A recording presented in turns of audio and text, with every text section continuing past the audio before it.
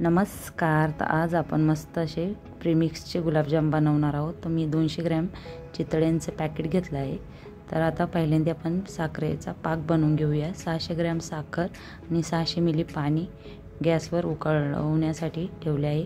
आता मस्त गुलाबजामचं पीठ मळून घेऊया. तर खूप छान बनतात हे गुलाबजाम. तर नक्की बनवून बघा ना, अगदी झटपट होतात. तर पीठ मळताना मी पाण्याचा वापर करत आहे, तुम्ही दूधही वापरू शकता.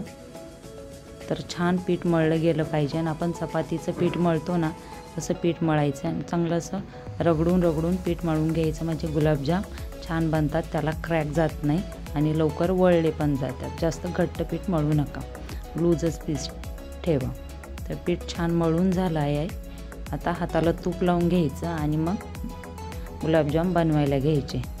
तर आता मऊसूत असा गुलाबजाम बनवून घेऊया. गुलाबजाम बनवताना त्याला क्रॅक नाही राहायला पाहिजे. क्रॅक नाही राहिला तर गुलाबजाम मऊ असा बनतो आणि फुटत नाही. पाक पण रेडी झाला आहे आपला. तर आता गॅस बंद करूया आणि गुलाबजाम मस्त तळून घेऊया तेलामध्ये. तर तुम्ही तूपही घेऊ शकता तळणीसाठी. तेल छान गरम पाहिजे. आता गुलाबजाम आपण सोडून घेऊया आणि गुलाबजाम तळताना गॅसची फ्लेम ही मिडियमच ठेवायची, हाय करायची नाही. हाय फ्लेमवर तळले तर वरतून कलर येईल पण आतून कच्चे राहिले जातील आणि त्याची गोळी तयार होईल. तर छान मस्त गोल्डन ब्राऊन आपण ही गुलाबजाम बनवून घेऊया.